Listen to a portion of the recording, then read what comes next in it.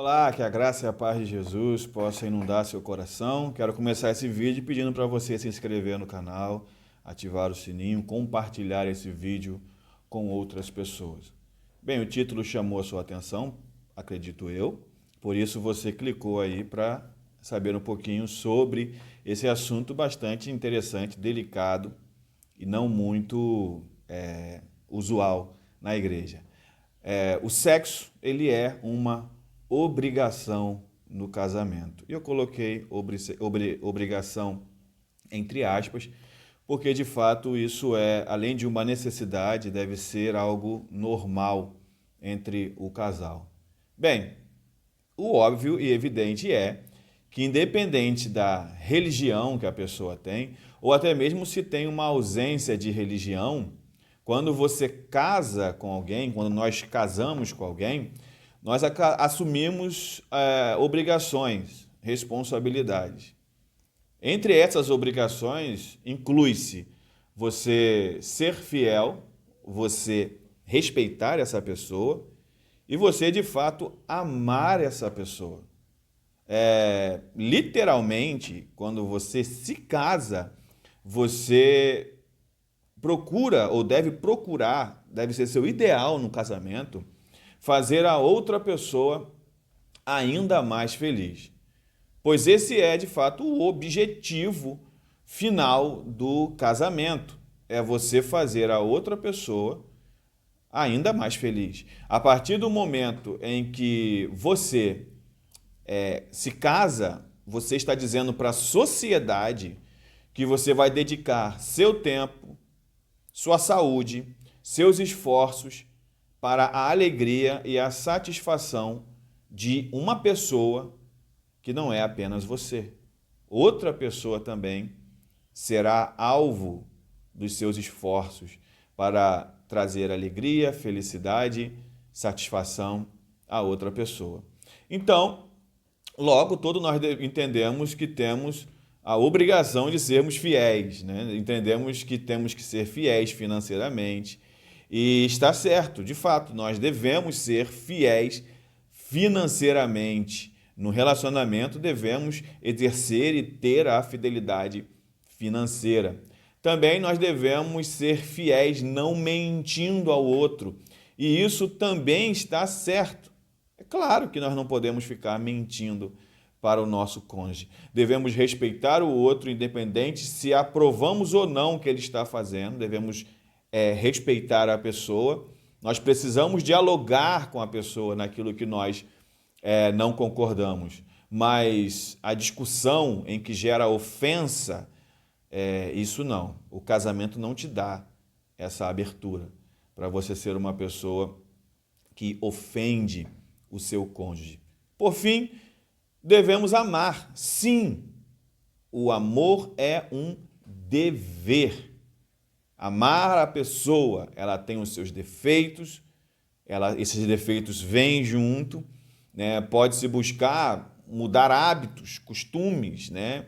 Tem pessoas que vivem numa região mais sudeste do Brasil e se casam com pessoas de uma região mais norte e nordeste do país, e existem costumes ali que terão que ser discutidos entre eles, costumes que talvez deverão ser mudados, tanto da pessoa do sudeste quanto da pessoa do norte ou do nordeste do Brasil.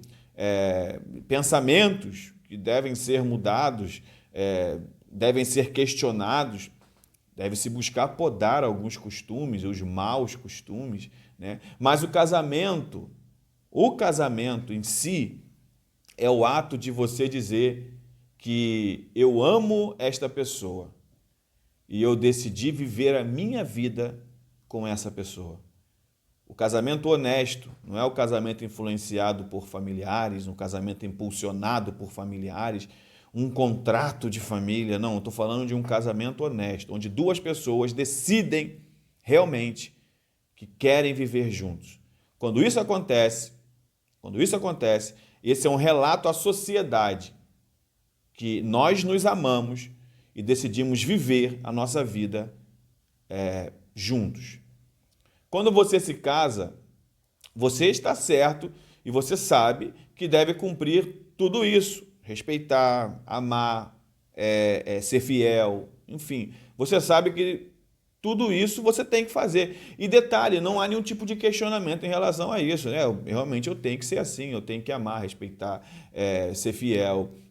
Todas as vezes que você trai essa pessoa, você sente vergonha, você não sente alegria, né? Você não quer ser descoberto porque você sabe que é errado. Coisas que são feitas de errado ou são surpresa ou são erradas, que são feitas escondidas. Ou são surpresas ou são coisas erradas. Enfim, ninguém tem dificuldade em chegar a essa conclusão de que realmente tem que ser fiel e respeitar todas essas coisas, ninguém tem dúvida sobre isso. Mas existe uma obrigação no casamento que quando você se casa, você sabe que tem que fazer, né? O sexo é uma obrigação sua e somente sua. O seu marido, a sua esposa, ela e ele não podem buscar isso em outra pessoa. Não tem como uma pessoa casada, né, ela buscar satisfação sexual em outro alguém. Isso não é para se buscar em outro alguém.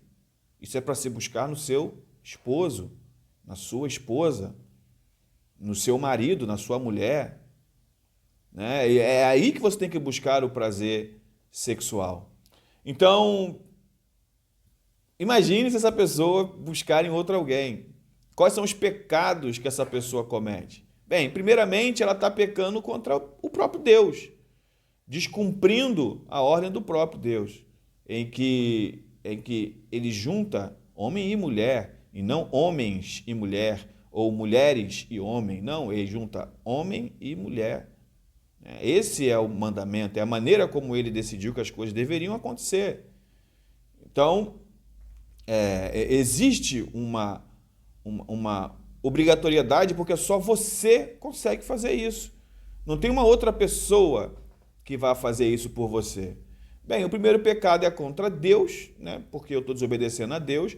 O segundo pecado é contra o meu cônjuge e a minha família. Afinal de contas, eu estou traindo a confiança dele, eu estou maculando essa confiança, né? E o terceiro pecado, podemos dizer que é o pecado contra a própria igreja de Deus, o corpo de membros ali. Por quê? Porque quando você comete esse tipo de pecado, os irmãos que estão ali, eles esperam de você uma certa honestidade no seu casamento. E você peca, e geralmente os pecados de imoralidade sexual não são descobertos instantaneamente, são raros os casos. Então a pessoa ela dorme com uma outra pessoa, ela cai nesse pecado e ela continua convivendo com os irmãos, continua convivendo com a igreja e vai exercendo as suas funções ou sendo um participante das reuniões como se nada tivesse acontecendo. E isso significa dizer que essa pessoa está, sim, traindo a igreja em que ele faz parte. E a traição é pecado. Então você peca contra Deus, contra você e sua família, e você peca também contra a sua família espiritual, que é a igreja. Bem, enfim, né? A igreja que abraça você e sua família, nada justifica esse laço rompido. Tanto o homem deve satisfazer a sua esposa, quanto a sua esposa deve satisfazer ao seu marido. Não devem se negar, né, para que isso não dê ocasião a que o diabo tente nas suas incontinências, né? Como a Bíblia diz lá em 1 Coríntios capítulo 7, né? E também no Código de Westminster, também na Confissão de Westminster também tem isso claro lá, que não se devem negar por muito tempo, não se devem se afastar por muito tempo, para não dar ocasião à carne, ocasião ao pecado, né? Enquanto homens, você vê que não buscam satisfazer as suas esposas, homens que querem se satisfazer na hora da relação íntima e não buscam, de certa forma, satisfazer as suas mulheres e colocam as culpas nelas, né? porque você isso, você aquilo, independente, não quero aqui baixar o nível do vídeo. Mas quando você faz isso, você está sendo um irresponsável muito grande, né? Você não deve pensar só em você, porque casamento não, automaticamente, como foi dito no começo desse vídeo, quando você se casa, você pensa na satisfação do outro e não na sua própria satisfação. Porque se for para pensar na minha própria satisfação, eu estou sendo egoísta. E o sexo não foi algo que Deus criou para egoístas, mas para que homens e mulheres pudessem ter a melhor das sensações, no menor dos tempos. Porque o orgasmo é, de fato, o maior prazer do mundo, que dura poucos segundos. O orgasmo em si dura poucos segundos, mas não tem nada que você possa fazer um paralelo de sensações com as outras sensações da vida, né, que você vive. Então, os homens, eles são mesquinhos, né? Eles querem resolver a sua vida e pronto. Em contrapartida, as mulheres também se colocam num pedestal que se negam por dias, por semanas. Tem casos de pessoas que reclamam de situações muito sérias, que têm que lutar contra pecados porque não estão sendo assistidos dentro do seu lar. E não é assim que funciona. Muitos casamentos, eles se desfazem por traições financeiras. Muitos casamentos se desfazem por causa de erros, mentiras entre o casal. Mas não se engane, muitos casamentos acabam por causa da ausência do relacionamento íntimo. Quando as famílias se negam, quando elas veem o sexo como uma espécie de retribuição por algo que o marido fez. E da mesma forma o marido vê o sexo como pagamento por algo que ele fez. Você não fez tal coisa, marido, então hoje não tem nada. Cuidado com isso, você pode estar cometendo o maior dos erros no seu relacionamento, transformando o seu marido em um bibelô, transformando a sua esposa numa espécie de mercenária de um homem só, de prostituta de um homem só. Muitos casamentos caem por causa da infidelidade financeira, por causa de canalices, e muitos casamentos também caem por causa de desinteresse sexual. Quando isso acontece, automaticamente acontecerá o mau humor, a intolerância. Acontecerá também a baixa autoestima, em especial nos homens. Os homens ficam com uma baixa autoestima muito grande, achando-se que não satisfazem as suas esposas, e muitas das vezes a esposa usa o sexo apenas como uma espécie de troca, moeda de troca, né? Porque a mulher sabe que o homem precisa dela. A mulher se nega para o homem várias e várias vezes. O homem se negar para a mulher é um evento. Mesmo que esteja chateado, mesmo que esteja brigado, o homem dificilmente se nega, porque é uma necessidade que parece, embora isso eu acredite ser uma mentira, ser muito mais aflorada no homem. Bem, o homem, ele fica com baixa autoestima, fica intolerante, fica com mau humor muito grande. A vontade de cooperar nos afazeres domésticos já é muito pouca automaticamente, mas fica ainda muito pior nos homens. A falta de estímulo para fazer coisas que sejam interessantes para o casal, como, por exemplo, um lazer, enfim, tudo isso pode ser fruto de falta de sexo no seu casamento, porque você não vê o sexo como uma espécie de obrigação no casamento. Enfim, para terminar, o sexo não é a mola propulsora do casamento, tá? Não é o sexo que faz a coisa funcionar no casamento. Esse ensino aqui é ensino para cristãos. Eu não estou aqui querendo discutir com quem não crê no que eu creio. Sobre sexo, em especial, Não quero. Porque a mora propulsora para o cristão é o próprio Cristo. É o próprio Cristo que nos impulsiona a ter um bom casamento, a ter uma boa vida financeira. Todas as situações da vida que nós temos, ela deve ser impulsionadas e guiadas por Cristo.